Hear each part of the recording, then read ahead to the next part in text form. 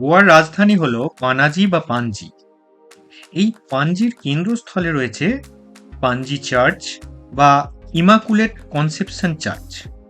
এই চার্চের ডান দিকের রাস্তা ধরে বেশ খানিকটা এগোলে গোয়ার একটি স্বল্প পরিচিত পর্যটন স্থল রয়েছে, নাম ফন্টেন হাস। ফন্টেন হাস খুব বিখ্যাত পর্যটন স্থল না হলেও ক্রমশ কিন্তু জায়গাটার জনপ্রিয়তা বাড়ছে বাড়ছে স্রেফ একটা ফটোজেনিক ব্যাকড্রপের জন্য। কি আছে এখানে, কেনই বা মানুষ ঘুরতে আসে এই জায়গায়?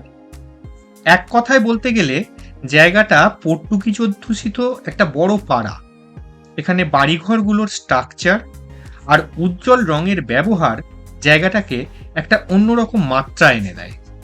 এর ফলে যেটা হয়, আপনি যেমনভাবেই ফটো তুলুন এখানে, ফটোর ব্যাকগ্রাউন্ডে উজ্জ্বল রঙের বাড়ি এবং একটু অন্য ধরনের গঠনশৈলীর কারণে প্রায় প্রত্যেকটা ফটো হয় অত্যন্ত সুন্দর।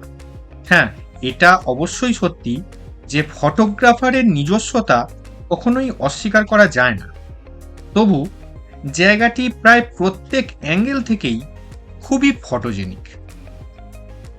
পরের প্রশ্ন যেটা মাথায় আসে, যে বাড়িঘরগুলোতে এত উজ্জ্বল রং কেন ব্যবহার করা হয়? কারণটা লুকিয়ে রয়েছে সেই ইতিহাসের পাতায়। এই গোয়া যেহেতু পর্তুগিজ উপনিবেশ ছিল, তখনকার পর্তুগিজরাও সেই সময়কার পর্তুগিজ নিয়মকানুন মেনে চলত।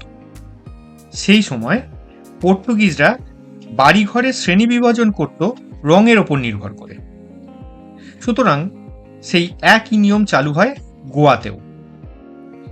সেই সঙ্গে পর্তুগিজ ক্যাথলিক পরিবারেরা বাড়িতে ব্যবহার করত মূলত নীল, হলুদ এবং সবুজ রং, এবং সরকারি ভবনগুলো হতো লাল রঙের।